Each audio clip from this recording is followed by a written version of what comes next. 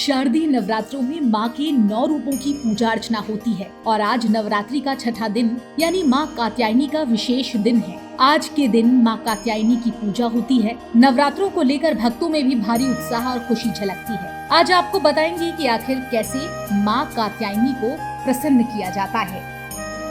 सबसे पहले जानेंगे माँ कात्यायनी की महिमा। माँ दुर्गा की छठी विभूति है माँ कात्यायनी। शास्त्रों के मुताबिक कात्यायन ऋषि के तप से प्रसन्न होकर माँ आदि शक्ति ऋषि कात्यायन की पुत्री के रूप में अवतरित हुई। ऋषि कात्यायन की पुत्री होने के कारण माता कात्यायनी कहलाती हैं। माँ कात्यायनी की उपासना और आराधना से भक्तों को बड़ी आसानी से अर्थ, धर्म, काम और मोक्ष इन चारों फलों की प्राप्ति होती है। इससे रोग, शोक, संतप्त और भय भी नष्ट होते हैं। इस देवी को नवरात्रि में छठे दिन के रूप में पूजा जाता है। माँ कात्यायनी जो कि शक्ति की अधिष्ठात्री देवी है, जो अपने भक्तों को सौभाग्य और मोक्ष का वरदान देती है। अब माँ कात्यायनी को प्रसन्न करने के लिए आप क्या कुछ खास कर सकते हैं, चलिए जानते हैं। पहले आपको विधि पूर्वक पूजन करना होगा। प्रातः स्नान के बाद पीले वस्त्र पहने, माँ को केसर मिला दूध, शहद और पीले फूल अर्पित करें, उनका ध्यान करें। या देवी सर्वभूतेषु शक्ति रूपेण संस्थिता। दूसरा, ब्रह्मचर्य का पालन करें, शुद्ध आहार, शुद्ध विचार, यही माँ को भाता है। तीसरा, कन्याओं का सम्मान करें। कन्याओं में माँ का ही एक अंश होता है, उन्हें भोजन कराएं, आशीर्वाद लें। चौथा, देवी के मंत्रों का जाप करें। ओम कात्यायनी महामाये महायोगिन्यधीश्वरी नंद गोप सुतम देवी पति में कुरुते नमः। इस मंत्र का जाप करने से वैवाहिक बाधाएं दूर होती हैं, सौभाग्य की प्राप्ति होती है। अब माँ कात्यायनी की पवित्र कथा क्या है, चलिए वो सुनाते हैं आपको। पौराणिक कथा के अनुसार एक बार महर्षि कात्यायन ने संतान प्राप्ति के लिए माँ भगवती की कठोर तपस्या की।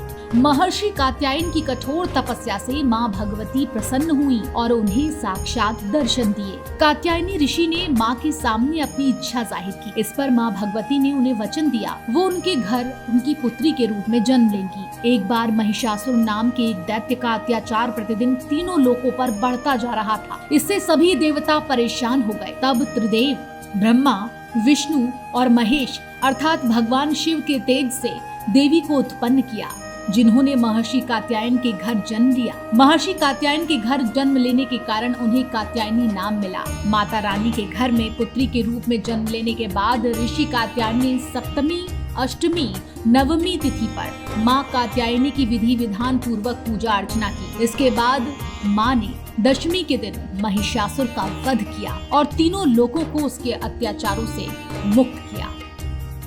यूं तो माँ कात्यायनी भक्तों की प्रिय कहलाती हैं, लेकिन क्या आप भक्त ये जानते हैं कि कात्यायनी की भी कुछ खास बातें हैं जो दुर्गा के बाकी स्वरूपों से बेहद अलग हैं, हटकर हैं। माँ कात्यायनी को ही छठी मैया कहा जाता है, तो चलिए इसके पीछे का बड़ा और विशेष कारण जानते हैं। हिंदू लोक मान्यताओं में जब कोई बालक जन्म लेता है तो उसके छठी दिन उसके भाग्य की रेखाएं तय करने छठी मैया आती हैं। ये मान्यता है, खासकर ग्रामीण भारत और बिहार पूर्वांचल में अत्यंत प्रचलित है। माना जाता है कि वो छठी मैया कोई और नहीं बल्कि स्वयं माँ कात्यायनी है, जो हर नवजात की रक्षा करती हैं और उसके जीवन में सुख और संस्कार भरती हैं। अब आपको बताते हैं कौन सा भोग है वो जिसे माँ कात्यायनी अपने भक्तों से अत्यधिक प्रसन्न हो जाती हैं पाकर। शुद्ध प्राकृतिक शहद। जब कोई भक्त उन्हें शहद का भोग अर्पित करता है तो माँ न केवल प्रसन्न होती हैं बल्कि अपने भक्त के जीवन से कटुता, कलह और रोग जैसे दोष भी हर लेती हैं। साथ ही माँ को गुड़ और हलवा, विशेष रूप से चने का हलवा भी अर्पित किया जाता है। ये भोग विवाह में बाधा दूर करने, दाम्पत्य जीवन को सुखमय बनाने और सौंदर्य प्रदान करने वाला माना जाता है। तो ये थी माँ कात्यायनी की महिमा, उनकी कथा, पूजा की विधि और वो सारी खास बातें जो माँ दुर्गा के अन्य स्वरूपों से अलग हैं। नवरात्रि का ये छठा दिन सिर्फ आराधना का ही नहीं बल्कि आत्मचिंतन और भक्ति से जुड़ने का भी समय है। अगर आप सच्चे मन से, शुद्ध हृदय से और निष्कलंक श्रद्धा से माँ की पूजा करते हैं, आराधना करते हैं, तो माँ कात्यायनी आपको जीवन की हर परीक्षा में शक्ति, साहस और समाधान प्रदान करेंगी।